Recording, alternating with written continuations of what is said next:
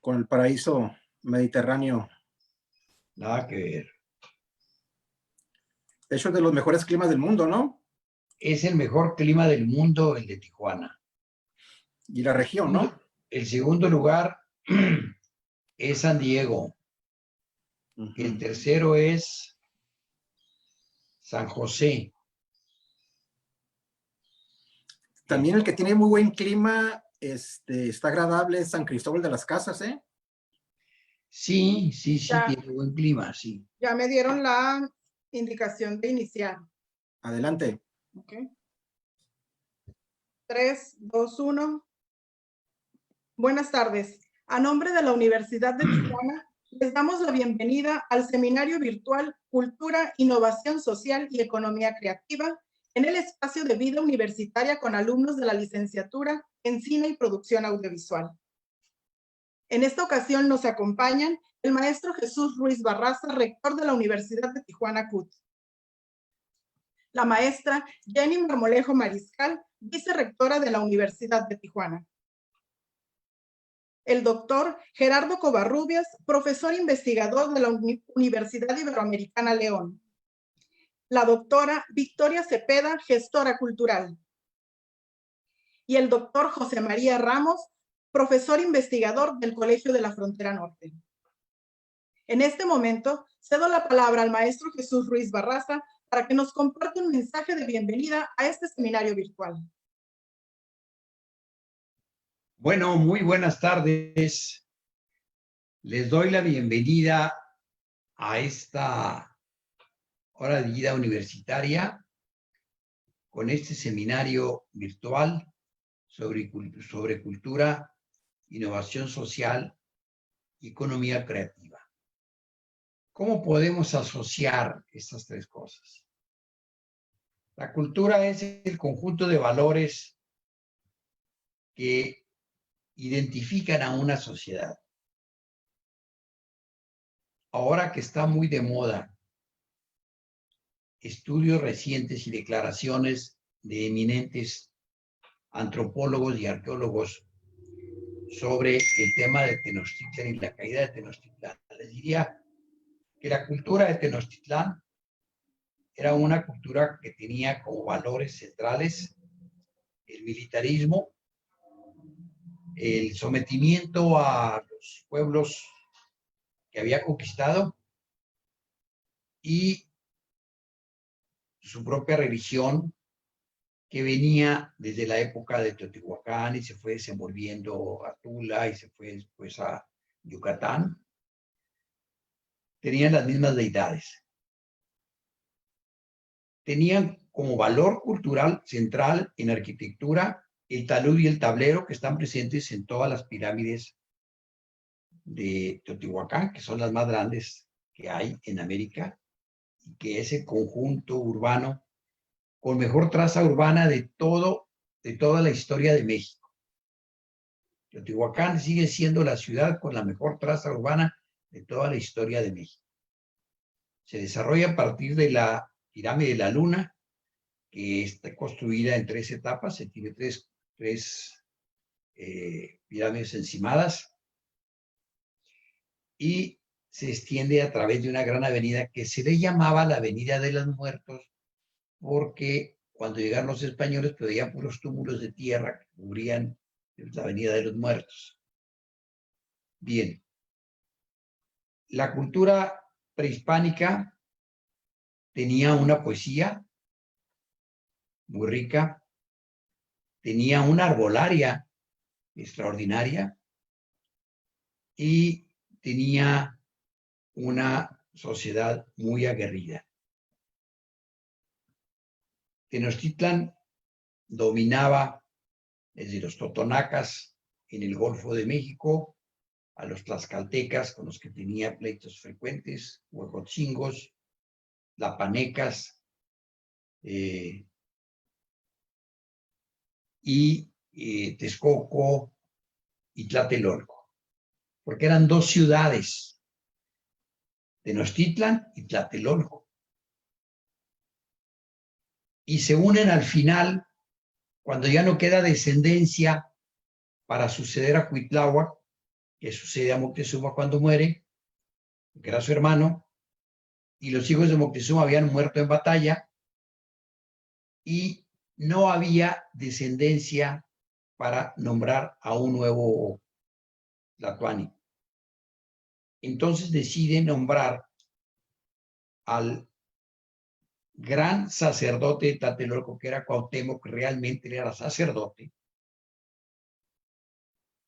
y que bien podía tener derecho porque era hijo de Ahuizotl, un tremendo jefe tlatoani, que de haber estado cuando llegó Moctezuma no hubiera andado con cuentos, creyendo que era Quetzalcóatl, y se le hubiera echado muy rápidamente al plato. Pero como era un hijo fuera de matrimonio, no tenía reconocimiento. Entonces deciden casarlo con la hija de Moctezuma, que además había quedado viuda de Cuitlahua, de Mixco, que va a jugar un papel muy importante porque cuando cae Tenochtitlan, Cortés se la quita a Cuauhtémoc y luego hace amoríos con ella y le dan una gran propiedad, que es toda la zona de Tacuba, se convierte en una gran propietaria. Isabel Moctezuma la bautizan cristiana y entra ya la cultura europea a través de la presencia española y del cristianismo y se agrega otro valor cultural. Ahora, la innovación social es la forma como se va agregando la gente en sociedad y se va organizando desde el famoso comunismo primitivo en el que pues eran todos para todos, no había celos, incluso la relación sexual era promiscua y todo lo que conseguían lo consumían. Y la innovación social se va dando a través del desarrollo de la cultura, vinculado con el desarrollo de la cultura, y por decirlo ahora, la innovación social de la escuela.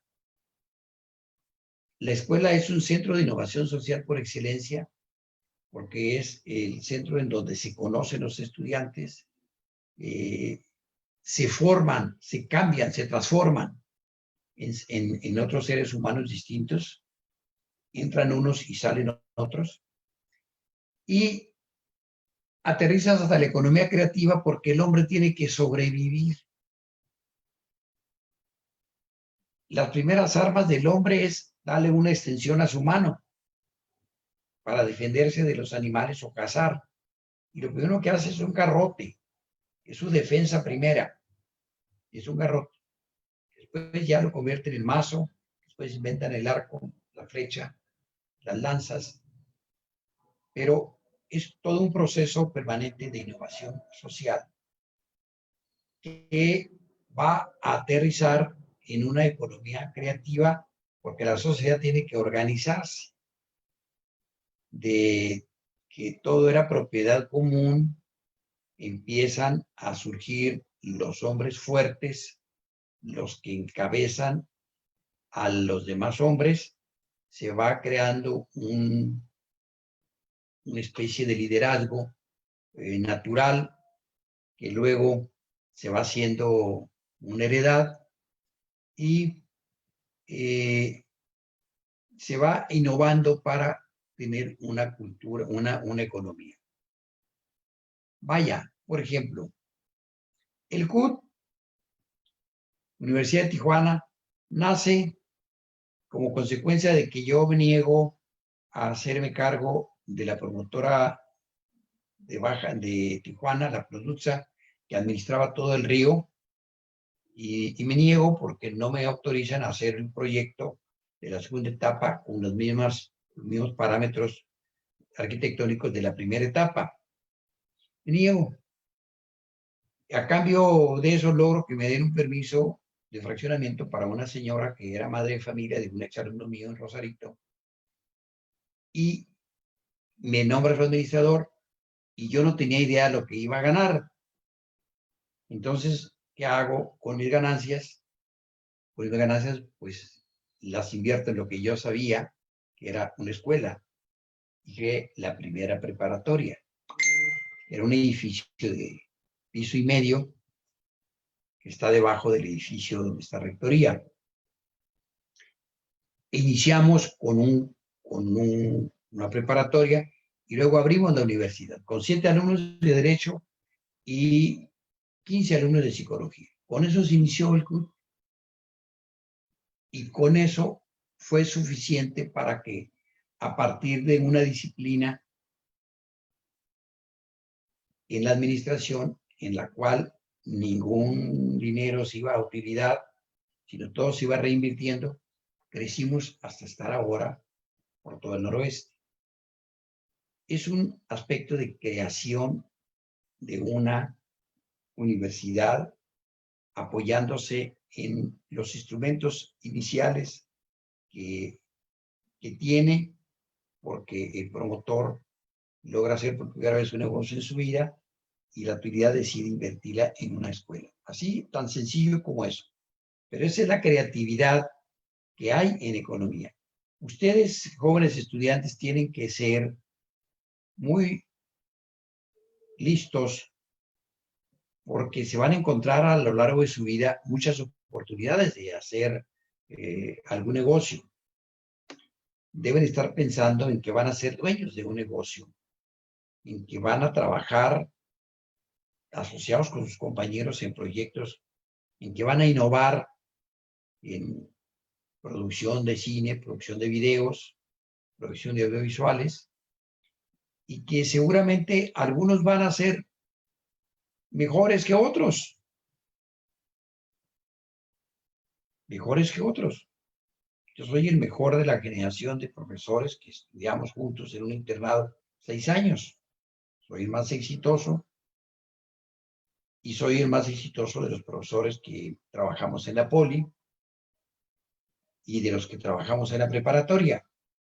Pero es también la capacidad personal, la capacidad de innovar y de crear nuevos parámetros de organización.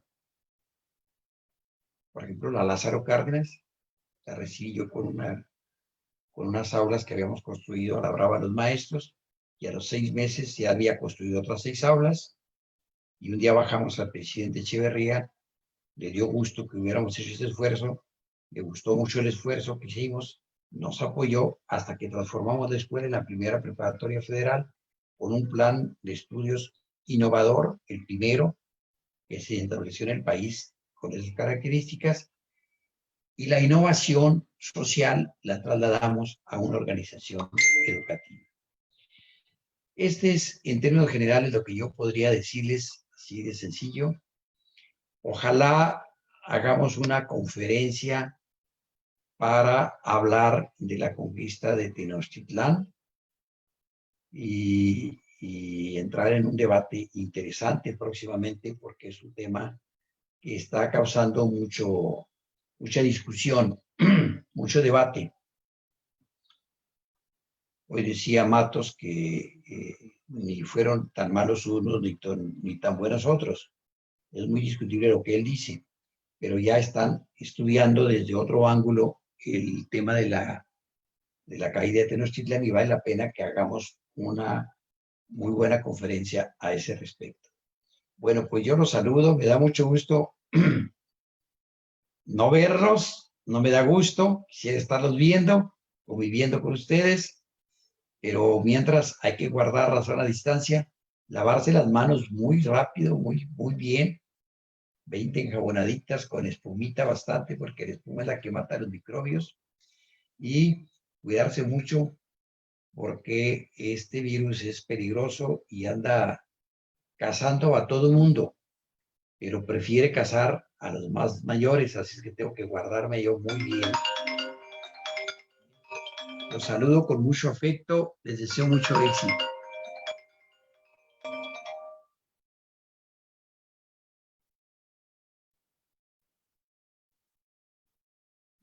Leticia, no te escuchamos. Bueno, Tu micrófono. Gracias, sí, gracias maestro por sus palabras. Un saludo cordial a los alumnos de los campus Altamira y Oriente, de los campus Mexicali, Ensenada y San Quintín que nos acompañan en esta transmisión en vivo. Antes de dar la palabra a nuestro primer invitado, me permito compartir con ustedes la siguiente información. Gerardo Covarrubias Valderrama, doctor en Ciencias Sociales y Políticas por la Universidad Iberoamericana en la Ciudad de México. Maestro en Filosofía Política por la Universidad Nacional Autónoma de México, licenciado en Filosofía por la misma Casa de Estudios. Académico de Investigación y Posgrado de la Universidad Iberoamericana en León, Guanajuato. Coordinador de actividades de capacitación y profesionalización en el ámbito cultural para distintas instituciones académicas y públicas. Coordinador y autor de los libros Desarrollo Cultural Comunitario, Opciones por la Cohesión Social 2011, Violencia y Cultura en México 2012, entre otros interesantes títulos. A continuación, queda con ustedes el doctor Gerardo Covarrubias. Muchas gracias, Leticia. Muchas gracias al equipo de la Universidad de Tijuana, del Colegio de la Frontera Norte. Un saludo a José María Ramos y a todos los colegas que están involucrados en este seminario. Es un placer poder compartir algunos minutos respecto a la gestión cultural y su papel en la prevención social de riesgos. Sabemos desde hace más de una década México padece un significativo incremento en la diversificación y diseminación geográfica de la violencia y el delito. Ya para el 2015, datos oficiales de la Encuesta Nacional de Victimización y Percepción de la Seguridad Pública, de la ENVIPE de INEGI, citó a la seguridad como el principal problema que preocupa a los mexicanos y en un serio desafío de gobierno.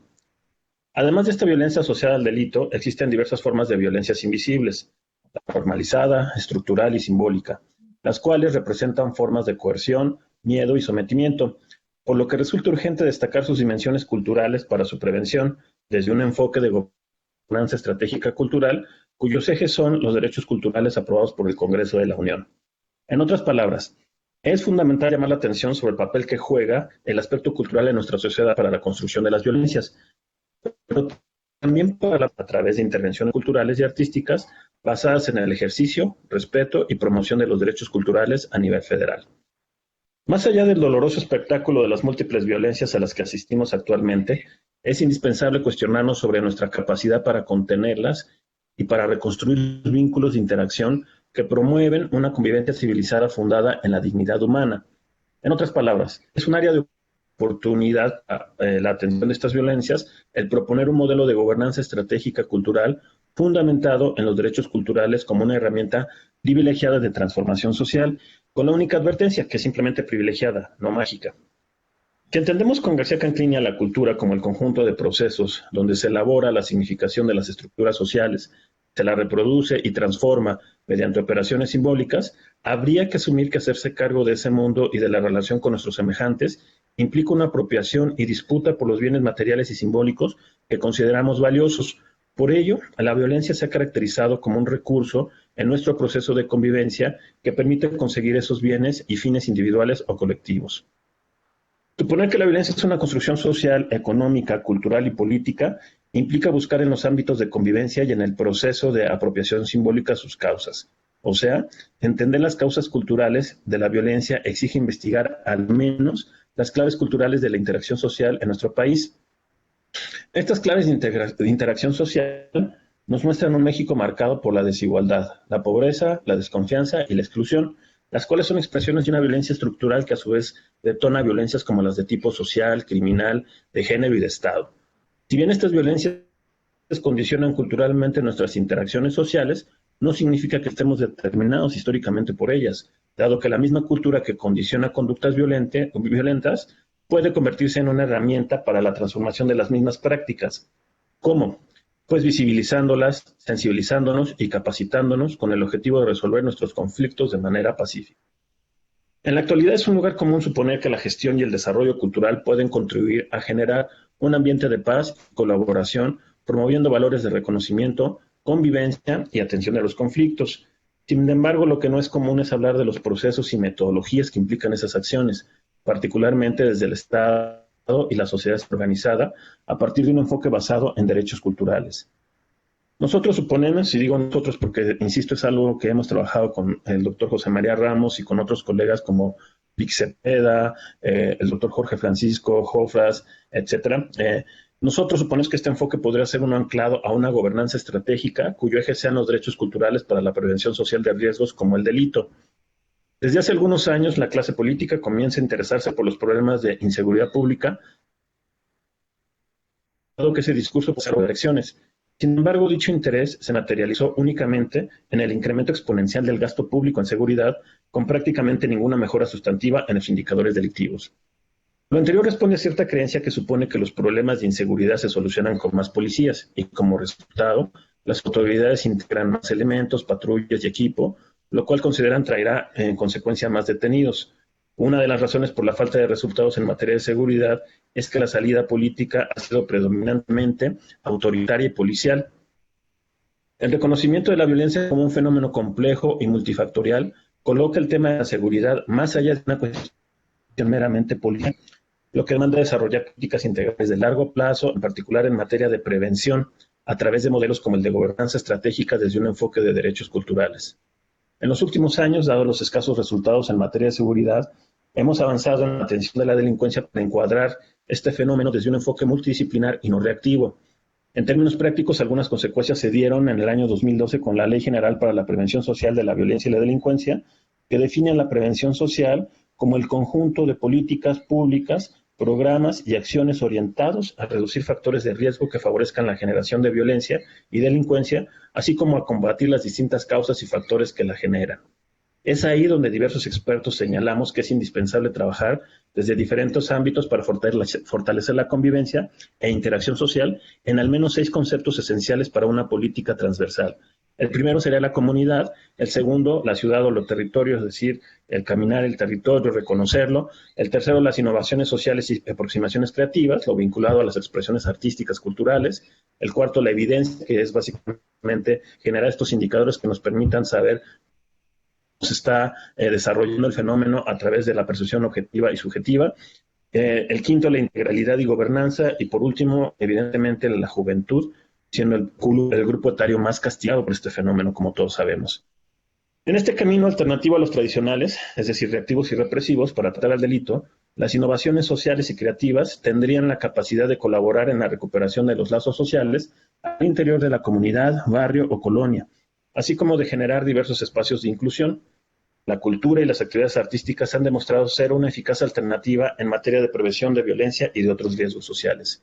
De hecho, ofrecen una ventaja comparativa respecto a las estrategias tradicionalmente policiales para recuperar los lazos sociales al interior de una comunidad fragmentada, así como para abrir un espacio de inclusión para segmentos de población en riesgo, como jóvenes desempleados y excluidos del sistema educativo. La crisis en el ejercicio de los derechos humanos y en materia de seguridad que vivimos ha generado un declive en la confianza y en la solidaridad al interior de las comunidades. El miedo al crimen y ahora las emergencias sanitarias afectan nuestros espacios comunes de convivencia. Parques, plazas y calles se abandonan al volverse lugares peligrosos. Muchos sectores sociales se retiran de la vida pública y recurren al encierro para reducir riesgos. En este contexto, la cultura y el arte pueden servir para motivar a la gente a salir de sus casas o desde ellas mismas, romper la dinámica de encierro desde las personas, reintegrándolas al espacio público o digital, ¿no? En estos casos, de modos diversos. Entre los más destacados habría al menos 3. 1, colaborando en la recuperación física de las calles o espacios digitales, ¿no? Construyendo, mejor dicho, esos espacios digitales de interacción, de convivencia. 2, integrando a la comunidad en proyectos colectivos. Y 3, rompiendo la dinámica de encierro de las personas, produciendo vida pública en lugares comunes. Pueden ser físico-digitales, insisto, es decir, aportando la confianza interpersonal e institucional, cuyo objetivo sería ese. La cultura y el arte en particular ofrecen medios creativos de expresión de inconformidades, así como opiniones críticas de lo social. Aunado a ello, presentan un medio de inserción que brinda identidad, es decir, un genuino espacio de intercambio crítico que ofrece confianza e integración. En este sentido, es importante destacar el poder de convocatoria de la cultura y del arte, muy diferente al burocrático o militante que tradicionalmente han operado. A diferencia de estos, la cultura y el arte tienen la posibilidad de ser ampliamente inclusivos, pues permiten saltar por encima de barreras sociales, de género, de ingresos económicos, étnicos, ideológicos, entre otros. Es este potencial el que debe ser usado por sectores tradicionalmente excluidos, como los jóvenes, para reclamar su lugar en la sociedad. Esto podría ser una alternativa a largo plazo de las soluciones habituales contra la delincuencia y otros riesgos sociales. Además, se presenta como una posibilidad con menor impacto mediático, pero también menos agresiva y costosa que la de poner un policía en cada esquina o delante de cada objeto que consideremos valioso, sin dejar de lado que al mismo tiempo es un camino para que la manera democrática, abierta y plural. En pocas palabras, hacer la cultura un vehículo privilegiado de comunicación y diálogo que renueva las representaciones de nuestra humanidad compartida desde nuestra diferencia constitutiva, posibilita el mutuo reconocimiento abonando una convivencia ordenada de respeto a la diversidad, es decir, construyendo ciudadanía y convivencia pacífica. La cooperación gobierno-sociedad en materia de prevención social de la violencia y de producción de seguridad ciudadana debe partir de reconocer al Estado como el principal garante y promotor de los derechos de sus ciudadanos y ciudadanas, entre ellos los derechos culturales. La publicación de la Ley General de Cultura y Derechos Culturales obliga al Estado a elaborar acciones para avanzar en las políticas preventivas y posibilitar el tránsito hacia un enfoque de derechos en las propuestas e iniciativas en materia de política cultural. El éxito del modelo depende en gran medida de la voluntad social y de la aplicación política, no solo proveniente de los funcionarios del Estado, sino de ciudadanos comprometidos en dar seguimiento y exigir rendición de cuentas del modelo. Es decir, depende de la ciudadanización del Estado. Los resultados en general de una política de prevención con estos elementos son muy alentadores en materia de integración y de autorreconocimiento en las comunidades. Sin embargo, falta generar indicadores de resultados que no solo atiendan a los aspectos cuantitativos, es decir, cuántos beneficiarios, cuántas actividades, cuáles fueron los productos, sino particularmente indicadores cualitativos como cuánto se aportó al reconocimiento de la comunidad, cómo se empoderó la comunidad, cómo se integró, cómo genera esta interacción social distinta a la que prevalece. Esto puede ser de largo alcance que vuelvan a muchas iniciativas autogestivas y que no dependan de los ciclos administrativos de las autoridades en los tres órdenes de gobierno, municipales, estatales o federales. Generar políticas de gobierno para la seguridad ciudadana, siguiendo a Ramos y Flores, que promuevan la construcción de una ciudadanía y una prevención social de riesgos, debería tener al menos 3 atributos que debería ser transversal e inclusiva, con modelos de participación de la misma ciudadanía en el diseño, pero sobre todo en la evaluación de las iniciativas. En segundo lugar, ser generadora de valor, pues las iniciativas deben ser ejercicios de transparencia de recursos y resultados que modifiquen las percepciones de los participantes respecto al papel del Estado.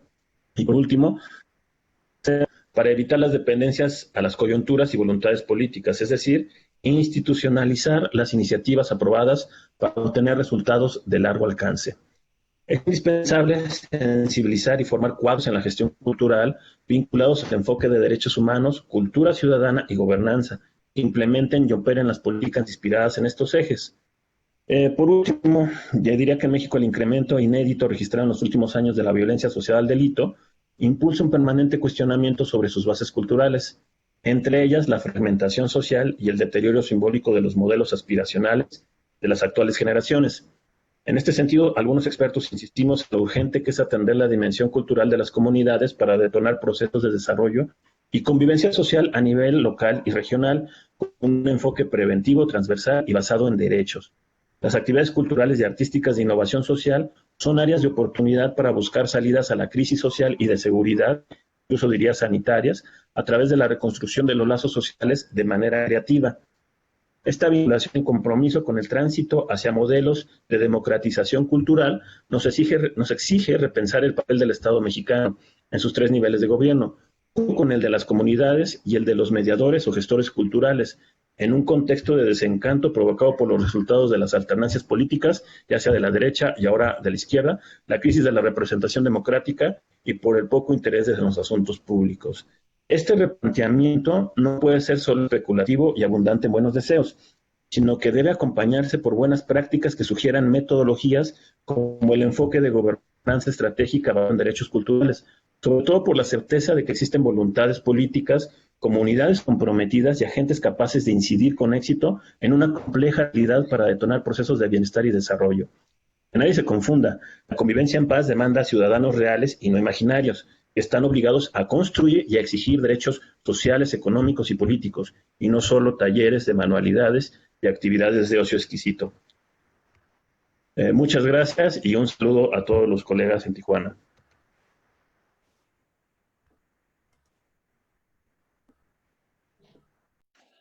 Antes de dar la palabra a nuestra siguiente invitada, les comparto lo siguiente. Victoria Cepeda Sotelo, gestora cultural, diplomada en neuroartes por la Universidad Tecnológica de Tijuana, en administración municipal por la Universidad Iberoamericana. Desde hace más de 15 años ha fungido como coordinadora de espacios públicos y privados, como la Red de Bibliotecas Públicas Municipales, la Casa de la Cultura El Pípila del Instituto Municipal de Arte y Cultura, el Centro de Artes Urbano El Espacio y el Programa Cultural en Todas Partes del Instituto de Cultura de Baja California. En el ámbito académico, ha participado en el diseño de seminarios, diplomados y conferencias, y consultora en el diseño de modelos de investigación con énfasis en innovación social, arte, cultura, tecnología, seguridad, educación, desarrollo comunitario y emprendimiento social. Ha colaborado en proyectos en cooperación con Estados Unidos, España, Colombia y Brasil. Actualmente se desempeña como subdelegada del Instituto de Cultura, representación Zona Costa de la Secretaría de Cultura en Baja California. Escuchemos a nuestra invitada, la doctora Victoria Cepeda. Adelante. Leticia, muchísimas gracias por tu generosa introducción. Es un gusto saludarte nuevamente y muchas gracias al rector Ruiz Barraza y por supuesto al doctor Ramos por permitir este espacio de diálogo con las y los jóvenes que nos acompañan por parte de la Universidad de Tijuana CUT, que cabe mencionar, pues yo creo que es una de las universidades más comprometidas con el diálogo a partir de la cultura. Y bueno, son grandes aliados también en las agendas del emprendimiento y de la innovación social. Así que felicito por esta iniciativa.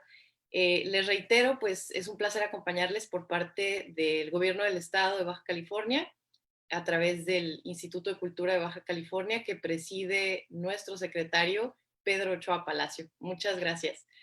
Y bueno, creo que, y retomando un poco lo que comentaba en la primera fase, el rector Ruiz Barraza, creo que el concepto de innovación social se ha ido haciendo presente o haciendo claro como concepto, y sin embargo existen muchas iniciativas previas a la discusión conceptual que tienen que ver con cómo trabajan las comunidades y cómo trabajan las comunidades desde los territorios, desde esos lazos territoriales, y también de acuerdo a su economía, cómo impacta eso la economía, y por supuesto la dimensión cultural, como decía bien Gerardo, no nada más entendida como la circulación de bienes artísticos o servicios culturales, sino también desde la dimensión conceptual y de manifestaciones de otros órdenes. En ese sentido, yo les recomiendo muchísimo la lectura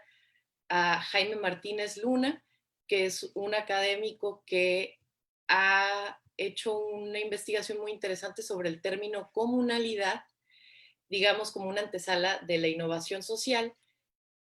Jaime Martínez platica que dentro de ese esquema de comunalidad lo propone como un concepto territorial en el que las personas se deshacen del ego y trabajan por el bien común. Y a partir de eso propone varios esquemas. Uno de ellos es el tequio, que si ustedes buscan la definición se van a encontrar varias contradicciones, pero una de ellas muy interesante tiene que ver con el trabajo de los pueblos originarios que ofrecen hacia su comunidad sin una retribución de valor en cambio, y que es, digamos, como la labor comunitaria que realizan los pueblos y las comunidades. Él en su planteamiento habla de una decolonización y incluso en el lenguaje. Entonces yo les propondría iniciar por ahí la búsqueda, y definitivamente como una antesala, digamos, de la innovación social, definitivamente, como lo decía bien Gerardo y el maestro, pues nos encontramos más que nunca en un momento bisagra, no bizarro, en un momento bisagra, un parteaguas, que puede ser la antesala de cambios sustanciales. Hemos visto que el modelo económico a partir de esta crisis sanitaria, basado en el intercambio y en el consumo de servicios, tiene también y representa muchas contradicciones, porque pues el modelo económico no es necesariamente sostenible, y cuando el modelo económico o el emprendimiento tradicional habla de generar ingresos o generar ganancias, pues implica contradicciones como el daño ambiental, ¿no? Por lo que creo que este momento nos ha hecho ver también las iniciativas que mejor han resuelto a través de la creatividad y la innovación el abordaje de estas grandes problemáticas. Por lo que, siguiendo en ese sentido y hablando de innovación social, muchos de los problemas locales, en este caso como la salud, el medio ambiente, la inclusión y la desigualdad, y ahora la precarización laboral que se está agudizando, que han sido mejor resueltos o mejor abordados, tienen en común a la ciudadanía como un actor central que participa en el diseño, en la implementación y idealmente en la evaluación de las iniciativas, acompañado de medios digitales o de medios análogos y de tecnologías sociales. Es decir, los problemas no pueden atenderse unilateralmente de forma vertical, y si es así, difícilmente podremos medir el éxito de las iniciativas en términos de sostenibilidad. Como ejemplo, resulta difícil imaginar que una persona, empresa o gobierno decida cómo resolver un problema desde el escritorio sin tomar en cuenta a quién padece el problema. Es como si un doctor o una doctora nos recetara desde su consultorio, estando nosotros en casa, sin vernos o sin escuchar nuestros padecimientos. Eso definitivamente no tiene sentido, y como ejemplo, pues cada vez encontramos esquemas que con el liderazgo de la ciudadanía, de cooperación, de experimentación, como es el caso, yo diría, de los laboratorios de innovación social o de innovación ciudadana, y que tienen un componente muy fuerte que es el eje cultural. En este caso, y les comento, yo estoy colaborando en un laboratorio que se llama ICES Lab, que es una iniciativa también de COLEF con el CDT y que busca experimentar y justo traer a la discusión el término de la innovación social y cómo la ciudadanía puede ser protagonista de todo eso, con el acompañamiento, por ejemplo, de metodologías de las que hablaba Gerardo. Justo ese término de innovación durante mucho tiempo estuvo relacionado o restringido al mundo de la tecnología o de las empresas tradicionales, y cada vez más se está convirtiendo en un referente en el ámbito social de modos de actuar ante problemáticas existentes. No podemos tener nuevos planes y tener las mismas estrategias, ¿no? Por lo tanto, mientras la innovación convencional utiliza métodos de diagnóstico basados en la experiencia, digamos, de expertos, la innovación social lo que hace es desarrollar mecanismos de escucha activa, de no intervención, donde la misma comunidad sea la protagonista del desarrollo de sus iniciativas. En este caso podemos mencionar, por ejemplo, una buena práctica de Uruguay de los presupuestos participativos, que en el caso de cultura tienen distritos, y lo que hacen es, en vez de que exista un instituto que concentre todos los recursos, se distribuyen de forma muy democrática entre los distritos y los territorios, y cada territorio es responsable de desarrollar iniciativas, y pues es una verdadera democratización del hacer y de resolver las agendas locales. Creo que siguiendo con la innovación social implica un proceso colectivo, en muchos casos comunitario, que se basa en la capacidad de acción de todos esos agentes que forman parte de la comunidad. Tiene que ver también mucho con investigación, es decir, si ustedes nos están escuchando y quieren saber cómo entrar en el camino de la innovación social, implica echar mano de herramientas como es el caso del Canvas de la innovación social, que es un lienzo en el que tú puedes escribir todas las problemáticas que te vas encontrando y desarrollar un modelo a partir de eso, en este caso un modelo de negocios. Y bueno, no podemos en realidad obligar a la ciudadanía a que haga innovación social. Y sin embargo, creo que se pueden crear nichos, por llamarlos de alguna forma, para impulsar esas iniciativas que ya existen. Hay muchas iniciativas que existen, que están trabajando sobre el medio ambiente, que están trabajando sobre formas de economía, de cooperativas, por ejemplo, o cajas de ahorros, que no se les denomina como tal innovación social, pero creo que esta iniciativa, por ejemplo, el CUT, de discutir la innovación social, me parece muy importante porque estas narrativas van a ir fortaleciendo todas esas coyunturas. Creo que definitivamente hace falta mucho visibilizarlas, ponerlas incluso en un mapa, ya sea desde el quehacer del medio ambiente, de la cultura, de la movilidad, iniciativas de seguridad, como decía Gerardo, y de la tecnología, y ponerlas a interactuar. Es decir, crear redes y, por supuesto, apoyarlas, fortalecerlas a partir de cooperación local, internacional o, por ejemplo, a través de la formación. Es impresionante, de hecho, saber cuántas iniciativas existen en nuestros territorios. Hay jóvenes desarrollando iniciativas de tecnología inclusiva para personas con movilidad reducida, incluso hay iniciativas de reducción de accidentes de tránsito que utilizan drones y pues en general, de hecho el año pasado tuvimos una conferencia muy interesante con Leonardo Ortiz Villacorta, que nos platicó sobre todo el potencial que existe en la transformación digital para abordar estas problemáticas sociales con un enfoque de innovación social.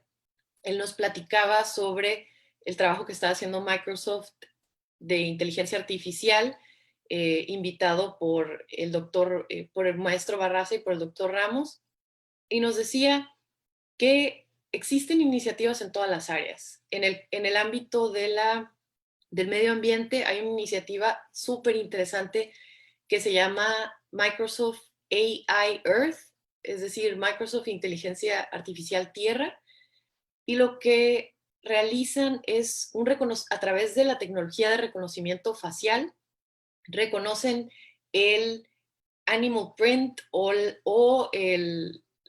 la constitución, digamos, física de los animales.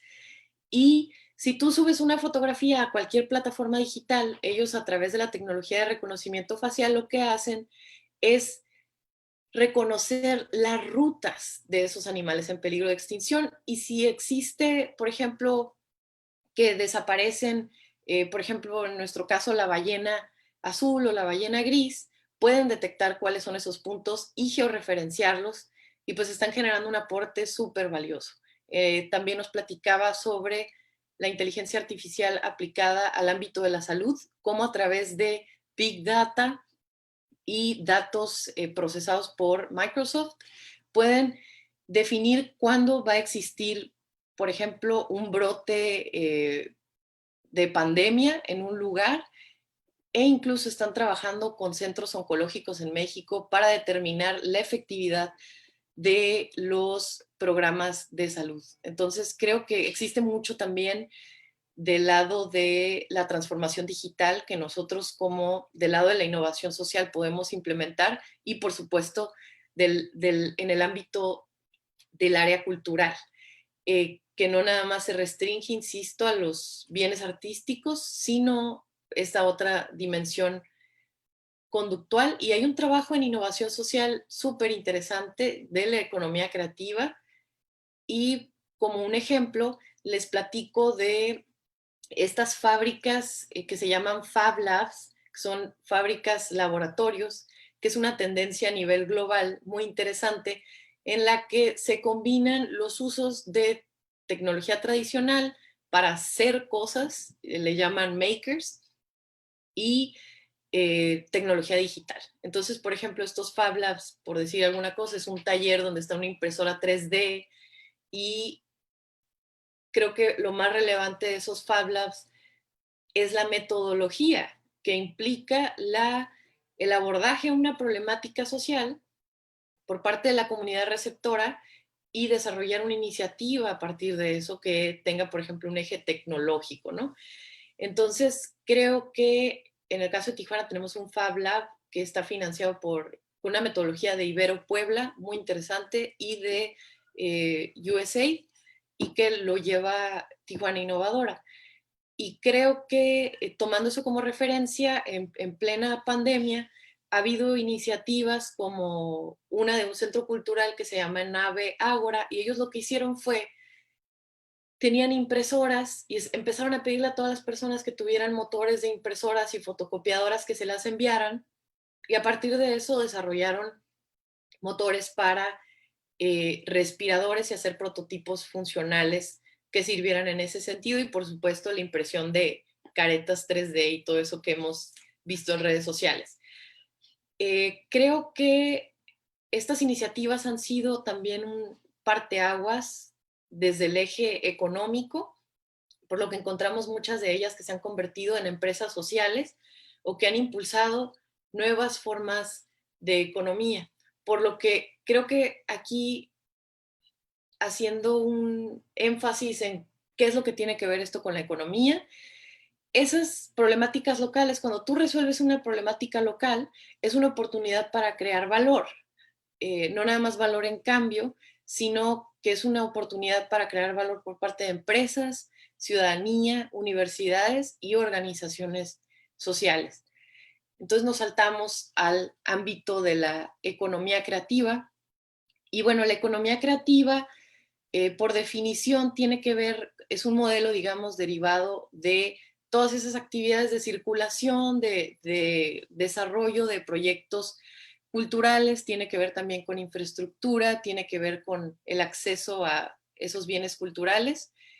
Y es muy interesante en el caso de ustedes que están estudiando cinematografía, ver cuál es ese impacto económico. Existe un amplio debate sobre qué va y qué no va dentro de la economía creativa. Está, por ejemplo, la comunicación y los videojuegos, y también se encuentran otros ámbitos, como es el caso de las artes escénicas, todos los conciertos, por supuesto, el ámbito editorial. Y yo creo que aquí ustedes pueden tomar una referencia muy interesante de cómo se van a insertar ustedes al ser egresados, y cualquier persona que nos esté viendo también, dentro del engranaje económico de nuestra ciudad. Es decir, muchos nos dicen, no, pues si estudias arte o si estudias cine, pues te vas a morir de hambre. Pero la realidad es que no. La realidad es que si nos ponemos a ver, por ejemplo, los indicadores de cuánto aporta la economía creativa y todas estas industrias de las que les estaba hablando al PIB, pues hay muchas referencias. Les recomiendo que revisen la cuenta Satélite de Cultura o lo que nos habla el OMPI, ¿no? La Organización Mundial de Propiedad Intelectual en México, y se identifica como una verdadera potencia económica, la economía creativa. Esto nos permite no nada más tomar un rol activo, sino también cuáles son los asuntos pendientes, ¿no? Existe una ley, como decía Gerardo, de acceso a los derechos culturales, pero también hace falta un marco regulatorio en el caso de las empresas sociales para nuestro país, es decir, las sociedades mercantiles. Cuando hablamos de sociedades mercantiles, si tú eres una empresa social o una empresa cultural, ¿en qué te conviertes? ¿En una SAPI, en una SAP? Todo eso, les recomiendo muchísimo investigar al respecto.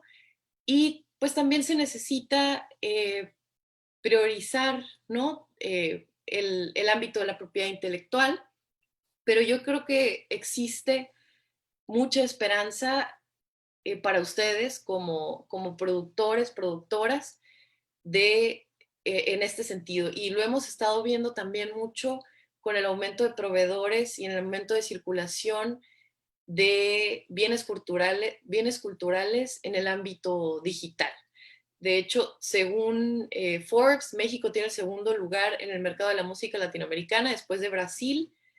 Y pues en Netflix hemos estado viendo mucho la producción de proveedores locales, y esos son, digamos, indicadores que nos hablan de una tendencia de hacia dónde se está moviendo la economía creativa y nosotros qué es lo que vamos a hacer al respecto, ¿no? Entonces, creo que también a partir de esto quisiera hacer un pequeño paréntesis. Leticia, tú me puedes hacer una seña cuando me pase el tiempo, si es el caso, pero me gustaría también hablar un poquito sobre el impacto, vinculándolo con la innovación social, de las empresas sociales.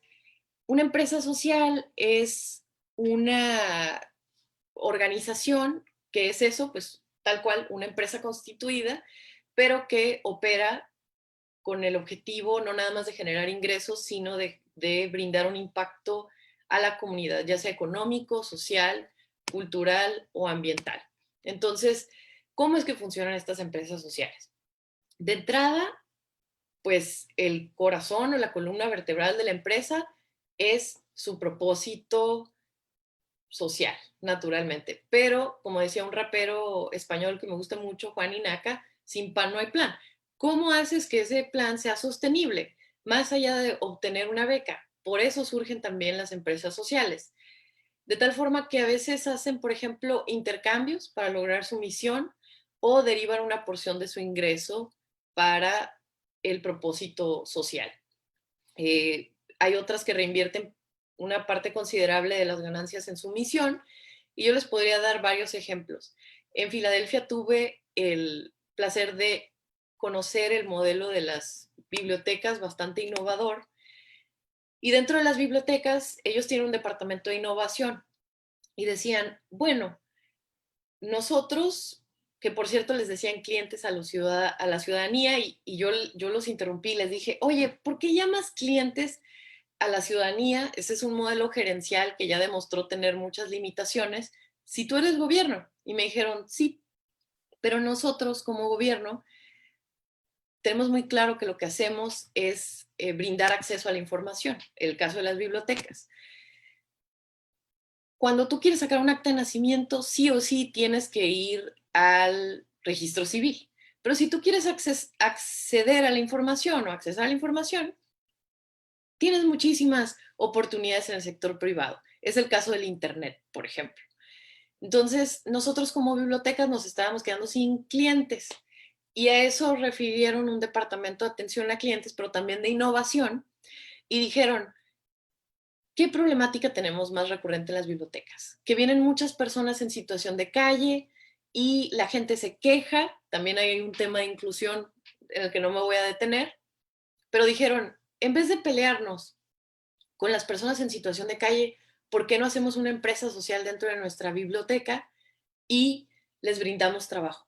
Y entonces hicieron un lugar que se llama Homepage Café, que es, entras y literal hay cuadros bordados que parecen una casa, tienen sillones, tienen acceso a internet, pero también pueden trabajar y el 100% de las ganancias de esa iniciativa son para las personas en situación de calle. Entonces, ese es un ejemplo de una empresa social que tiene que ver con cultura y que tiene que ver con innovación también pública, ¿no? En el caso de México, yo he notado, no necesariamente desde el emprendimiento social, pero sí desde la economía social, modelos como las cooperativas, las cajas de ahorro y otros esquemas de economía social que sí persiguen el fin y los recursos económicos, pero que son formas en las que se busca que exista una mayor equidad en la distribución de las ganancias y por eso hablamos de comercio justo, etcétera, todas estas certificaciones que si a ustedes les gusta tomar café, pueden tomar como referencia esas certificaciones de comercio justo. Y yo les hablaría, por ejemplo, de la iniciativa de café femenino en Oaxaca, que busca no nada más vender a precios justos los materiales, digo, el café, sino también dar oportunidades laborales a mujeres en un contexto de precarización laboral. Entonces, estás hablando de inclusión de género laboral y estás hablando también de comercio justo y estás hablando también de una industria cultural y estás hablando de esquemas de cooperación que ayudan en los territorios, ¿no? Entonces, existen muchas referencias e incluso yo mencionaría una buena práctica local que es el grafógrafo, que surge como una empresa para apoyar la feria del libro usado, antiguo y de ocasión, por René Castillo, que es una de las iniciativas más inclusivas que conozco en la ciudad. Les recomiendo ir en Pasaje Rodríguez, ya abrieron. Venden libros, por lo que cumplen con una misión social, pero eso se convierte también en un esquema muy interesante de economía solidaria. Y si no me levanta la mano Leticia, voy a concluir por respeto a ustedes también como público. Yo creo que la enseñanza de habilidades de innovación social, todas estas referencias y metodologías que existen, como es el caso del mapeo de iniciativas, es el caso de los canvas sociales, son muy útiles en muchísimas etapas de la vida, pero especialmente para ustedes como estudiantes y cualquier persona que nos esté viendo, que espero que también sean bastantes, no nada más por conocer otros casos de éxito, sino porque, por ejemplo, la enseñanza en habilidades de emprendimiento permite cambiar el paradigma de que las personas aspiramos como meta final a ser empleadas y lo sustituye por una visión que les considera agentes relevantes para incidir en la realidad social, en el caso de la innovación social, pero también como empresarias y empresarios que resuelvan problemas, que generen ganancias a través de, por ejemplo, plataformas de economía justas y sostenibles, por lo que es una invitación a ustedes para contemplar todos estos esquemas.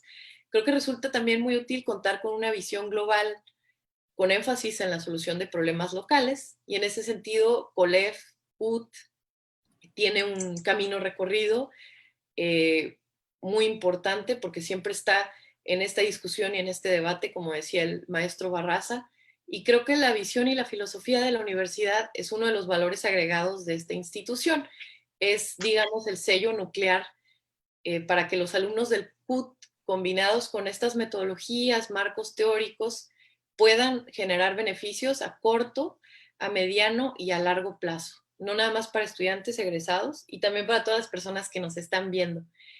Por lo que, concluyendo, en un contexto de precarización laboral como el que estamos viviendo, desafortunadamente con una tendencia a la alza, estas iniciativas y el conocer estos modelos de innovación social que resuelven problemas sociales y los programas de emprendimiento preparan tanto a gestores, a personas que trabajan en organizaciones de la sociedad civil y en el caso de ustedes a estudiantes para enfrentar esta ambigüedad y ofrece cierta flexibilidad necesaria para enfrentar con éxito todos los retos que estamos viviendo y no nada más depende de su quehacer inmediato, sino otros talentos o valores agregados que ustedes mismos tengan. Muchas gracias. Muchas gracias, Victoria, por tu participación. A continuación, toma la palabra el doctor José María Ramos, profesor del COLEF, para comentar sobre las opiniones de nuestros invitados en este seminario. Muchas gracias. Un agradecimiento a la Universidad de Tijuana, igualmente un agradecimiento a los profesores Gerardo Covarrubias y Victoria Cepeda por esas presentaciones que sin duda alguna nos dan bastantes elementos desde el punto de vista de lo que se puede hacer para la formación educativa, pero sobre todo para el futuro quehacer de nuestros estudiantes egresados. En el caso del profesor Covarrubias, él puntualiza su presentación desde el punto de vista de qué relación existe entre la gobernanza, la violencia y la inseguridad. Sin duda alguna, esta relación nos parece muy importante porque sin duda alguna, en ciudades fronterizas, como el caso de Tijuana, Ciudad Juárez, entre otras, son problemas muy agudos, son problemas muy completos. De ahí que la propuesta que nos hace el profesor Covarrubias es muy excelente en ese sentido.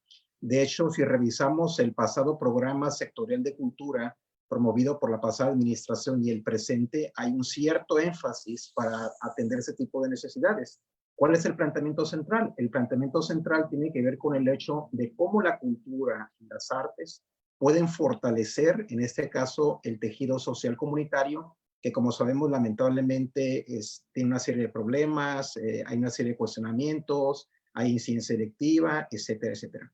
Desde esa perspectiva, el planteamiento que nos hace el profesor Covarrubias me parece muy ad hoc. ¿Por qué? Porque él habla de incidir en la comunidad, de incidir en nuestras ciudades, de fortalecer este concepto de innovación que me parece muy pertinente, sobre todo porque es un componente, es una perspectiva, un paradigma que tiene que ver con algo muy transversal. Es decir, ¿en qué sentido transversal? En el sentido de que nos permite ver la innovación desde el punto de vista teórico, conceptual, metodológico, de incidencia, pero también como una parte que me parece muy operativa y que ahorita regresaría cuando vaya a hacer los comentarios en el caso de la profesora Victoria Cepeda, que igualmente me parece relevante. Entonces, el gran reto de todos esos componentes que comentaba el profesor Covarrubias, que son comunidad, ciudad, innovación, la importancia de la evidencia, la relevancia de las acciones integrales, y sobre todo es cómo todo esto se gestiona.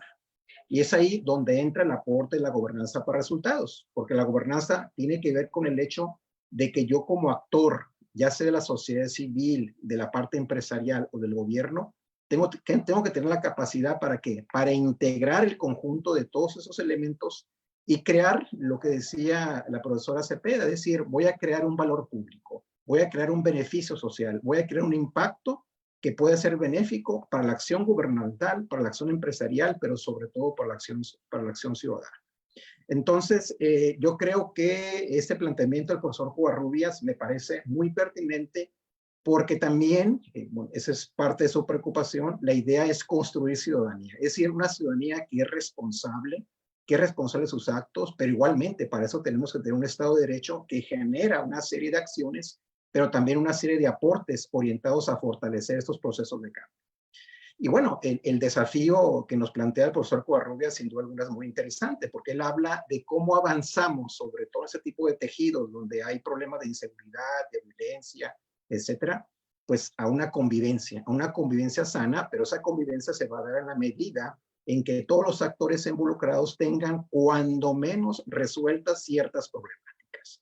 Y esas problemáticas pasan precisamente por fortalecer esa convivencia, por fortalecer esas relaciones sociales, pero también por un tema central que es parte de ese seminario. Es decir, ¿qué opciones laborales les podemos dar a los jóvenes en situaciones de riesgo o que ya están delinquiendo? Entonces, el tema de ese seminario me parece fundamental porque aquí entraré en la segunda parte, que es la presentación de la profesora Cepeda. Entonces, ella habla de este concepto que, repito, que a mí me parece que debe ser muy transversal, pero a su vez integral, porque a veces se da la impresión de que todo el mundo habla, es que tienes que ser innovador, es que tienes que ser creativo, tienes que generar una serie de sinergias, etcétera, pero el tema es que esto implica, desde mi punto de vista, uno, lo que representa la innovación desde el punto de vista teórico conceptual, cómo estamos construyendo la innovación desde el punto de vista ya sea social, empresarial, educativo, tecnológico, etcétera, etcétera. Pero también está el tema que me parece relevante y es ahí donde entra el aporte de la gestión estratégica, es decir, cómo todos estos intentos o propuestas de avanzar hacia una innovación social en estas vertientes, sea social, empresarial, gubernamental, no gubernamental, etcétera, etcétera, se hacen viables. Y ahí es donde entra el aporte, en este caso, la gestión estratégica. Entonces, desde esa perspectiva, bueno, hay sin duda alguna una relación muy fuerte entre la innovación social y la economía creativa. Entonces, la economía creativa, sin duda alguna, y lo comentaba la profesora Cepeda, vaya, pues te da una serie de pautas, te brinda opciones, te brinda alternativas a todos los actores involucrados, no únicamente del arte y diseño, ¿no? Sobre todo porque, por ejemplo, yo pensaría, ¿no? Es decir, ¿qué nos puede proponer un antropólogo? ¿Qué nos puede proponer un periodista para reducir los problemas de la inseguridad vistos desde la perspectiva en lo que ellos están trabajando, ¿no? Entonces, aquí el tema es cómo enseñamos a pensar, a construir a nuestros estudiantes de las diferentes carreras a que la idea o las ideas tienen que generar, en la medida de lo posible, bueno, pues un cambio o un impacto social en las distintas tareas que se estén llevando a cabo, ¿no? Entonces, los ejemplos que nos presentaba la profesora Cepeda, el caso de Uruguay, el caso de Chile, el caso de Brasil, El caso de Colombia, que lo estuvimos trabajando en este texto, que lo publicamos hace 3 años y que lo presentamos el año pasado en Bogotá, pues va un poco en ese sentido, ¿no? Es decir, cómo desde las instituciones educativas estamos fortaleciendo la relevancia de pensar, de crear, de construir, de ser responsables y sobre todo generar ese valor público, ¿no? Y aquí entra un tema que pues es polémico, ¿no? Sobre todo cuando se trabaja en las universidades públicas, ¿no? Es decir, la relevancia del enfoque gerencial que comentaba la profesora Cepeda. Pues el tema gerencial tiene que ver, pues, diferentes acepciones. El problema es que en muchos casos la visión gerencial se queda con una visión muy limitada que tiene que ver con el ámbito privado, que pues si estás trabajando en el ámbito privado, pues tu función es la generación de utilidades. Pero ¿qué sucede cuando el ámbito gerencial se aplica al ámbito público? Bueno, pues el gran desafío es cómo adaptamos las buenas prácticas que se han dado en el ámbito público para trabajar en el ámbito público con todo lo que ello significa en el ámbito público.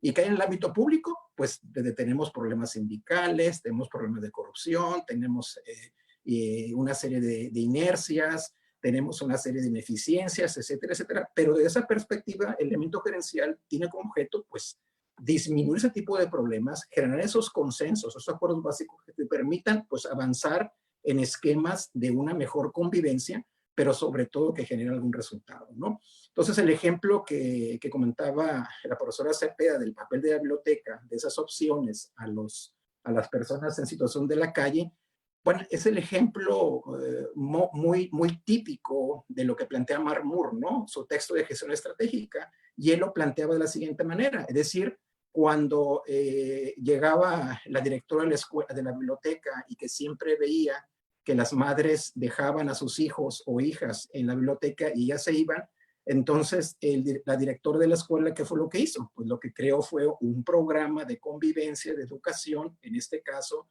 para las niñas y niños, para que de esa forma estuvieran motivadas, estuvieran educando, etcétera, etcétera, ¿no? Entonces, el tema de generar valor, de que a partir de que yo estoy visualizando una idea, eso me va a permitir construir algo, ¿no? Entonces, es el ejemplo más típico del valor. Y entonces, desde esa perspectiva, bueno, pues sin duda alguna, las distintas opciones laborales que nos comenta la profesora Cepeda, pues son muy ad hoc, ¿no? Es decir, cómo les damos empleo a las mujeres indígenas, cómo fortalecemos un esquema de comercio justo, de inclusión, de economía justa, de economía sostenible, de economía solidaria. Vaya, pues eso implica, desde mi punto de vista, el tema de la viabilidad. ¿Y la viabilidad qué significa? De que yo, desde el ámbito de la gestión, ya sea pública, empresarial y social, tengo mi compromiso o mi deber de ser viable en ese tipo de proyectos. Entonces, la viabilidad, ¿qué implica? Implica desde el punto de vista de cómo voy a conseguir la plata, cómo voy a hacer viable el proyecto, a qué actores voy a involucrar, qué sinergias tengo que crear con la propia comunidad. Entonces, la viabilidad, repito, es el tema fundamental, porque de lo contrario, como dice Mark Moore, ¿no? Pues sí, o sea, podemos plantear o sugerir que generemos esquemas de una mejor innovación, pero el gran problema es cómo lo hacemos, ¿no? Y ahí es donde entra la importancia del know-how, o sea, el know-how que te va a decir qué es lo que voy a hacer, cómo lo voy a hacer.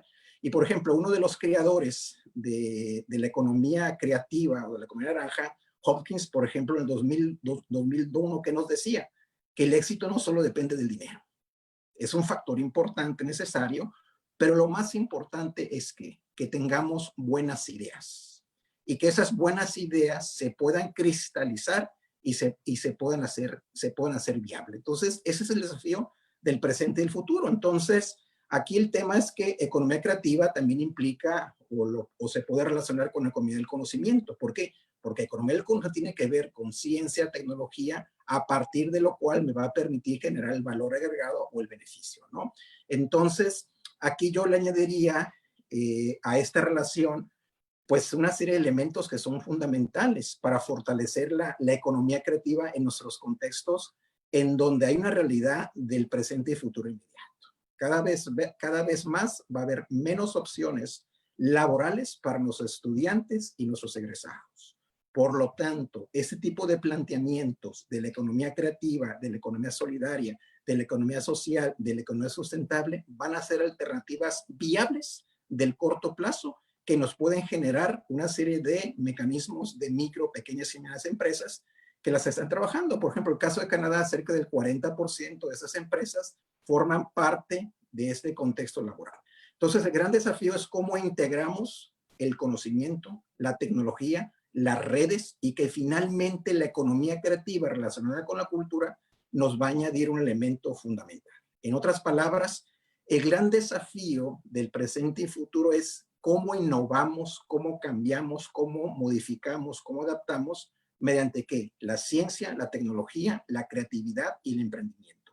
Es un poco lo que pretendimos hacer hace un año precisamente con el seminario que trabajamos con Microsoft Foundation, ¿no? Es decir, el planteamiento es cómo el tema de la tecnología nos puede generar una serie de beneficios, y sobre todo bajo el siguiente principio. Si nuestros adolescentes y jóvenes pasan cerca del 60% con el teléfono celular, y más ahora con la pandemia, la pregunta es, ¿qué valor agregado le pueden hacer estos jóvenes y ya en una situación laboral para generar un valor? Es decir, ¿cómo, por ejemplo, una egresada de nutrición puede vender dietas? ¿Puede ofrecer dietas a través de internet? ¿Cómo un médico en situación de desempleo o subempleo puede mejorar la calidad de vida de las personas? Es decir, tenemos una infinidad de actividades que se pueden fortalecer, pero aquí el desafío es ¿cómo? ¿Sí? ¿Cómo y con qué? Lo interesante de aquí es que tenemos de alguna manera los elementos tecnológicos, ¿no? Entonces, en el caso de Colombia, por ejemplo, ellos desde hace 10 años están trabajando el tema de la economía naranja, y para ellos, ¿cuál es el elemento fundamental? El elemento fundamental, entre otros, es que la economía cultural y las industrias creativas, cuando se vinculan con temas de innovación sociocultural, emprendimientos y creatividad, ¿qué sucede? Pues que generas un impacto, ¿no? Entonces, es ahí donde el tema de la economía creativa, pues, incide o puede generar una serie de beneficios desde el punto de vista de la arquitectura, de la artesanía, como comentaba la profesora Cepeda, del diseño, de los medios, de la moda, de la música, de servicios creativos, software. Es decir, hay una infinidad de actividades del presente y futuro que en la medida en que hacemos ese vínculo entre la idea, la creatividad, el impacto, la viabilidad, estaríamos generando un beneficio. En suma, creo que estas dos presentaciones nos dan bastantes elementos teóricos, conceptuales, metodológicos de intervención para que nuestros estudiantes y nuestros egresados de las diferentes escuelas, ya sean públicas o privadas, puedan generar valor. Y ese valor es un valor que es medible y puede generar beneficios, y sobre todo en este contexto en donde desafortunadamente la pandemia pues debe verse como una oportunidad para fortalecer nuevas ideas, nuevos proyectos, y sobre todo que estos sean viables. Muchas gracias. Muchas gracias, doctor Ramos. Abrimos ahora un espacio de preguntas y respuestas para que nuestros invitados puedan profundizar en el tema o aclarar inquietudes. ¿Se considera que las estrategias asumidas por el gobierno mexicano han sido efectivas para contrarrestar los índices de inseguridad y de violencia? Lamentablemente no. Hay una continuidad, por no llamarlo un continuismo, en materia de seguridad pública, que reduce al tema de inseguridad un tema casi meramente policial, donde hay poca participación de una política transversal y una política en los tres órdenes de gobierno. Creo que ha quedado claro en algunos ejemplos, ¿no?, de la falta de coordinación entre los órdenes de gobierno estatal, federal y municipal, en casos como el que vivimos aquí en León con el tema de la captura del marro, ¿no? Creo que ahí ha quedado muy claro esta falta de coordinación, y lo más grave es esta estrategia que se reduce, insisto, a una respuesta policial, y yo incluso la denominaría autoritaria. Muy bien. Otra pregunta dice, ¿los cambios jurídicos en la legislación mexicana en materia de seguridad y de procuración de justicia han sido los adecuados, sobre todo en lo que a participación ciudadana se refiere? Pues yo tengo la impresión que no. Si bien es cierto, la reforma del 2011 abre en temas de derechos humanos, ¿no?, una transformación de paradigma hacia el tema del respeto, el ejercicio de los derechos humanos, creo que ha faltado mucho, todavía nos falta mucho para pensar que la legislación puede resolver cuestiones como las que vivimos en la calle, en las calles todos los días. Particularmente, por ejemplo, los temas de amnistía, ¿no? Que no han tampoco dado los resultados.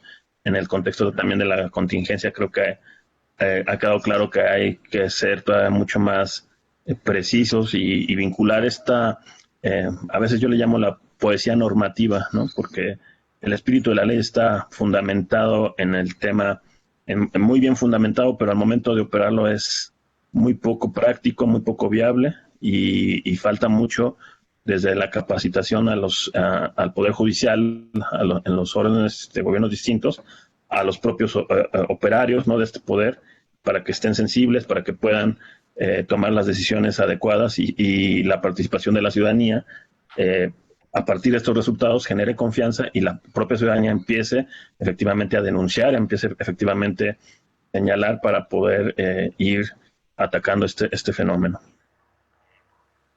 ¿Cómo lograr una coordinación entre las entidades encargadas de procurar justicia con las instituciones culturales para generar acciones que influyan en el tejido social? Pues yo pensaría que un ejercicio que tuvimos y que todavía tienen en Tijuana con el Comité Municipal para la Prevención Social del Delito, yo insisto que este es un camino que se tiene que recorrer en todos los órdenes de gobierno, es decir, integrar a los ciudadanos, a los consejos ciudadanos en la definición de programas, de políticas, es vital. No solamente yo, sino otros colegas, por ejemplo, como Elena Zaola, le llamamos ciudadanizar al Estado. Mientras los ciudadanos no participemos a través de la exigencia de rendición de cuentas, del conocimiento de los programas que se están haciendo, que no participemos de manera organizada, ¿no? Va a haber pocas posibilidades de que se den esta interacción, ¿no? Que haya efectivamente políticas transversales. Las políticas que tenemos ahora, lamentablemente, son políticas que quizás, insisto, al pie del programa, al pie de la iniciativa, pues buscan esa interacción, pero que no la logran, ¿no? Esa es la verdad. Cada secretaría va por su lado a nivel federal, está muy poco vinculada, está muy poco trabajada en materia transversal. Entonces, yo insisto que uno de los caminos es eso, ir construyendo los comités de prevención, donde se integran a la gente de salud, donde se integra a la gente de cultura, donde se integra a la gente de educación, donde se integra a la gente de seguridad. Y lo primero, reconocernos y conocernos, porque lamentablemente ni siquiera eso tenemos, ¿no? Cada quien va por su lado.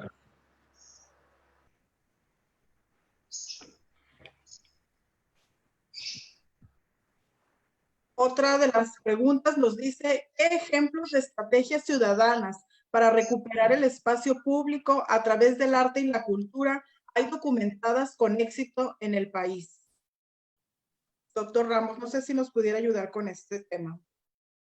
Pues, aunque después le doy la palabra a la profesora Cepeda, pues ahí por ejemplo, en el caso, uno de los ejemplos que hemos trabajado bastante y lo hemos visibilizado, es lo que se ha hecho en Ciudad Juárez. Ciudad Juárez tuvo una problemática muy compleja, superior al caso de Tijuana, y ellos lo que han estado trabajando bastante, no solamente en el tema del arte y la cultura, sino en diferentes proyectos sociales, tienen que ver con el hecho de cómo empoderas o cómo se fortalece, en este caso, la participación de la sociedad civil en temas que van desde servicios públicos, de atención de las niñas y niños, de, por ejemplo, de atención de problemas, en este caso, de personas que tienen síndrome de Down, de fortalecer o canalizar, perdón, las actividades del graffiti a través de involucrar a los jóvenes en situaciones de riesgo en actividades de, como decía el profesor Covarrubia, de vincularse más con su comunidad, de una mayor convivencia. Y yo ahí les intercambio un dato que tiene que ver en la relación entre esas actividades sociales con las actividades culturales, que en el caso de Tijuana, perdón, de Ciudad Juárez, ellos tienen cerca de 800 estudiantes de trabajo social, y en el caso de Tijuana tenemos apenas 50 estudiantes de trabajo social aproximadamente. Igualmente, en el caso de Ciudad Juárez, tiene una maestría que recibe financiamiento público de CONACYT. Entonces, ¿esto qué nos está reflejando? que cuando tuvo su problemática muy aguda de inseguridad Ciudad Juárez, hubo una acción, como decía el profesor Covarrubias, una acción coordinada de los 3 niveles de gobierno, pero sobre todo hubo el empoderamiento de la sociedad civil a través de que hubo recursos nacionales e internacionales para fortalecer este tipo, en este caso, de proyectos sociales, que sin duda alguna son relevantes porque no necesariamente son llevados a cabo por el gobierno, sino que son por la propia sociedad civil, y eso de alguna manera da más confianza a los jóvenes y adolescentes en situación de riesgo. Muy bien, gracias. Otra de las preguntas dice, ¿cómo romper con las estructuras que ya existen e imponen condiciones hegemónicas que evitan que tanto artistas como activistas infieran sobre la realidad social, como los círculos cerrados de influencias, el otorgamiento de apoyos por nepotismo extraoficial o incluso la dinámica de restablecer colaboraciones cada 6 o 3 años por la rotación de administraciones? Pues ahí el tema, sin duda alguna, es un tema que tiene que ver con la transparencia, rendición de cuentas y evitar una preocupación que tiene la actual administración federal, es decir, evitar las acciones de corrupción que sin duda alguna pues no son las mejores opciones y que finalmente limitan ese tipo de preocupaciones que son totalmente válidas. Ahora bien, el gran desafío que yo veo es que desde el punto de vista de la política pública es cómo disminuimos este tipo de percepciones que son negativas y que finalmente disminuyen la legitimidad de la acción gubernamental. Y yo creo que hay opciones. Y de ese punto de vista, atendiendo un poco las sugerencias o planteamientos que nos hicieron nuestros ponentes, yo creo que van en el tema de cómo tratamos desde el ámbito público de transparentar los pocos o muchos recursos para la acción cultural, de cómo generamos mejores proyectos en los cuales realmente estos proyectos tengan una incidencia en la comunidad, pero sobre todo que sean reflejos de algo que se ha trabajado en otros contextos, ¿no? De que en la medida en que existe una vinculación entre gobierno y sociedad civil y los actores de la propia comunidad, esos proyectos son cada vez más viables. Leticia, no te escuchamos. Perdón. Otra de las preguntas dice, ¿cómo lograr una industria creativa independiente sin depender del mecenazgo del gobierno como Fonca o Fidecine o sin pertenecer a un sector ultra privilegiado de la sociedad? Ok. José María, ¿me permites? Sí, claro, adelante. Bien, pues yo quiero hacer trampa y regresarme a la primera pregunta solo para dar 2 pequeñas referencias. Adelante. De casos documentados. Creo que uno de los más valiosos son las fábricas de artes oficios que existen en la Secretaría de Cultura de la Ciudad de México y que pues, justamente van contracorriente, digamos, al modelo tradicional de iniciación artística, que tienen mucho más que ver con cultura comunitaria y con oficios también. Entonces tienen que ver también mucho con otro tipo de economías, ¿no? Como cooperativas. Iztapalapa, de hecho, el Faro de Oriente, que está en Iztapalapa, pues había sido una de las comunidades más castigadas por la delincuencia y por muchos aspectos que tenían que ver con delitos que estaban incluso alrededor de la misma fábrica de artes oficios. Era un espacio abandonado que se convirtió en uno de los más activos a nivel nacional en ese sentido, y yo creo que esa definitivamente es una buena práctica. De hecho, tuvimos el gusto de estar con el fundador de esa fábrica de artes oficios, Benjamín González, en el CUT, presentando un libro en el que participamos los dos, y yo les recomendaría muchísimo buscar la referencia de Faro, de los faros, fábricas de artes oficios, y también está otro modelo que es el Centro de Desarrollo Cultural Moravia, que está en Medellín, y que es financiado por una caja popular, que también, pues, digamos, tiene que ver con economía social, y han documentado todos los procesos de cómo interactúan con los espacios públicos y creo que son muy innovadores.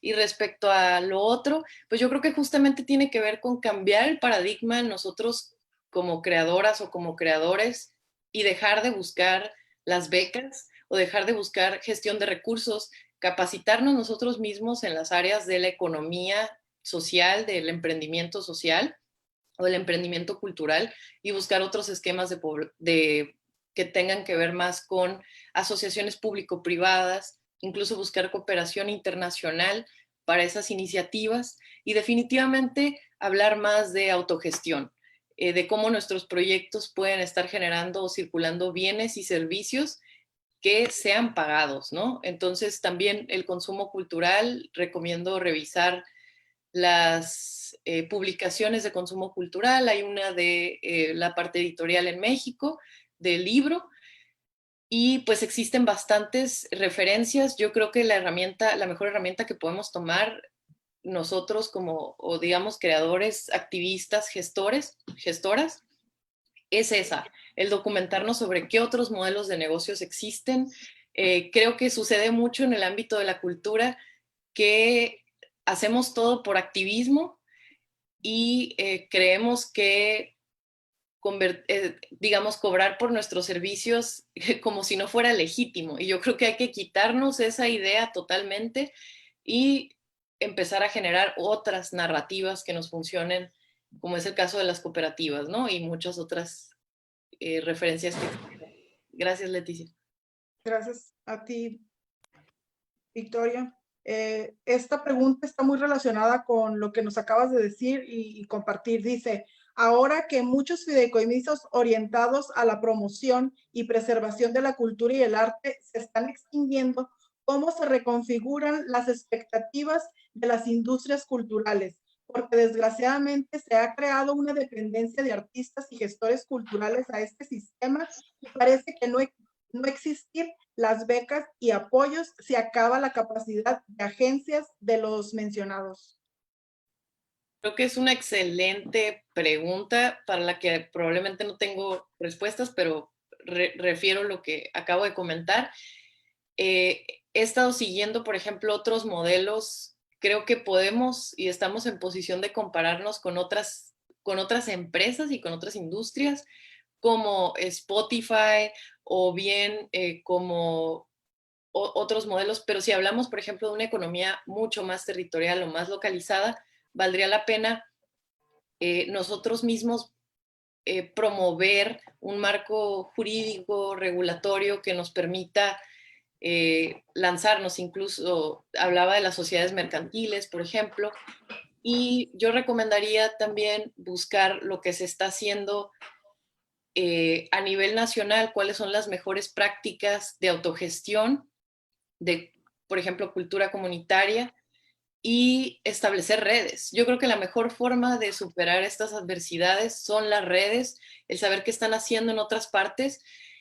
Creo que más que nunca me ha tocado estar en diálogos con personas de otras latitudes. Hay quienes no tenemos a veces oportunidades de viajar a Argentina o a Colombia, pero tuve la oportunidad de estar platicando, por ejemplo, con gente de Argentina y ver qué estaban haciendo frente a la pandemia y qué modelos tenían, gracias al Zoom.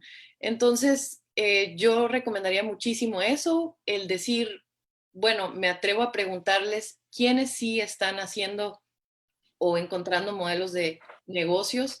Creo que el formarnos en modelos de negocios es algo fundamental. Si tienen oportunidad, hay una página que se llama Kano.io y es un lienzo de modelo de negocios en el que ustedes pueden empezar a escribir quién es su cliente meta. Si no saben, ahí les explica cómo empezar a generar esa información, cuál es el valor que tú agregas. En general, creo que formarnos para hacer un modelo de negocios es fundamental. Muchas gracias, Victoria. A continuación, toma la palabra el maestro Jesús Ruiz Barraza, rector de la Universidad de Tijuana, para clausurar este seminario.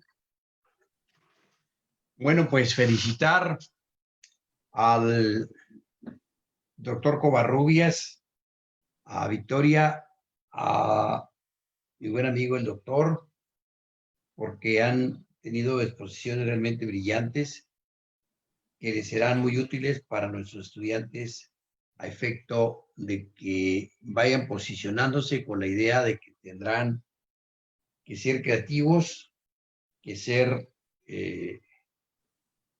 inventivos de realidades nuevas que se pueden configurar, que no se dejen arrobar ni vencer por las dificultades que se encuentren, que todo puede salir bien si se le pone entusiasmo, si se le pone creatividad, sobre todo si se le pone voluntad, se le pone energía, disciplina en todo lo que hagan. Felicitar a los estudiantes del Club de Universidad de Tijuana por el entusiasmo con el que han estado participando en el seminario, la calidad de las preguntas que hicieron nos indica claramente su interés muy vivo, muy sentido por el conocimiento que han expuesto nuestros brillantes catedráticos, y desearles que sigan cuidándose, hacer votos porque las vacunas pronto puedan empezar a aplicarse en México. Y miren lo de las vacunas, nada más les voy a poner de ejemplo. En Baja California, en la península de Baja California, había 70,000 indígenas cuando llegaron los jesuitas. Cuando se fueron, había 5,000. Y dicen que fue la gran conquista pacífica. ¿De qué se murieron? Se murieron principalmente de sífilis. La sífilis existía desde entonces y desde muchos años antes. Y la sífilis destruye la capacidad reproductiva de las mujeres. Le pedían a los grupos indígenas que no se aparearan una mujer con un hombre de distinta etnia. Hasta ese grado de prohibición traían. Pero los indígenas no tenían sífilis. Se la trajeron los sacerdotes o los misioneros, se la trajeron los soldados que los acompañaban. Y la sífilis acabó con la civilización, acabó con el pueblo pericue, que es un caso muy especial porque se trata de uno de los 3 pueblos que no son de origen asiático, que no llegaron por el estrecho de Bering, por el río Yukon, por el río Mackenzie, no, sino que llegaron en lanchas desde Oceanía. Se quedan de origen polinesio, existían en América, en el Baja California Sur. Había un gran debate en los años 50 y los 60 continuaba entre Paul Rivet, un gran antropólogo e historiador francés, y don Pablo Martínez del Río, quien sostenía el origen único del pueblo americano, y don Paul Rivet el origen múltiple, argumentando que existía este pueblo de pericúes. Pero fueron lancheros que no vinieron porque quisieron, sino porque se perdieron en el mar, y está probado que se puede ir del Perú, se puede ir de las costas de Baja California en transportes más o menos primitivos a esta región de Polinesia. Entonces, ese pueblo desapareció como consecuencia de la sífilis. La sífilis sigue destruyendo. Bueno, el sarampión sigue. Traemos un déficit, por ejemplo, de vacunas contra el sarampión y contra la viruela en el país en este momento también. Y ya hay las vacunas desde hace mucho. Pues este virus se va a contener con vacunas y esperamos que lleguen muy pronto. La Fundación Carlos Smith, el LIM, ha decidido poner una fuerte cantidad de dinero para que se produzca en Argentina y en México la vacuna que está logrando AstraZeneca. Está ya en tercer capítulo de desarrollo y que seguramente la van a tener bien afinada los próximos meses, y que tal vez antes de que termine el año se nos estarán poniendo a los vulnerables. Yo eso voy a apuntarme luego. También Putin acaba de anunciar que Rusia ya tiene su vacuna. Yo no tengo dudas porque sé que el desarrollo científico de Rusia es muy avanzado y que Cuba va a producir esta vacuna de Rusia. Tengo la absoluta seguridad de que están ciertos, que tienen los avances, aunque aquí en Occidente se le esté poniendo los epítetos que quieran. La realidad es que tanto Rusia como Cuba tiene un desarrollo médico muy importante. Estoy absolutamente seguro que también será exitoso. Entre paréntesis, debo decirles que la primera pastilla para prevención de la natalidad, es mexicana. Es un sabio mexicano, el único que está en el Salón de la Fama de los Sabios de México. Era un joven pasante de la Facultad de Química del UNAM, que estaba en un laboratorio trabajando y él lo inventó. Luego la patente la registraron otros, la vendieron, pero él es el inventor, como es González Camarena, es el inventor de la televisión a color, y luego dicen que por eso lo mataron, porque se les adelantó a los americanos. Lo cierto es que esos son ejemplos muy importantes para ustedes jóvenes, porque deben tomarlos, nada es imposible, y ojalá pronto estemos a salvo de esta pandemia por la vía de la vacuna. La pandemia, el virus va a seguir por ahí, y si estamos vacunados, estamos inmunizados, no tendremos ningún problema. Les deseo mucho éxito, los felicito, le agradezco mucho al doctor Covarrubias, a Victoria y a Ramón, que nos han hecho el favor de acompañarnos este día. Creo que es un gran ejercicio y les deseo cosas muy bonitas, mucha felicidad, que se cuiden, que no se crean que hay que ir a la pachanga. Ya habrá tiempo para hacer fiestas, pero por lo pronto hay que cuidarse. Pasó mi cumpleaños, yo tenía organizada una fiesta, pues no la pude hacer, ni modo. Pasaron mis 60 años como profesor, que los iba a celebrar 60 años, porque cuando cumplí 50 años, hicimos un acto en el Secut, y no pudimos celebrar nada. No pasa nada, pues ya habrá manera de celebrar algo. Cuídense mucho, jóvenes, los quiero mucho, los admiro mucho. Me parecen bien acertadas las preguntas que han hecho. Muchas gracias, les deseo mucha felicidad, mucho para bien, mucho éxito. Muchas gracias, hasta luego. Muchas gracias, maestro. Siendo las 2:37, clausuramos el seminario Cultura, Innovación Social y Economía Creativa. A nombre de la Universidad de Tijuana, muchas gracias a los invitados especiales. Un agradecimiento también a las personas que nos acompañaron hasta el final en esta transmisión. Buen día para todos y todas. Gracias. Gracias. Gracias, hasta luego.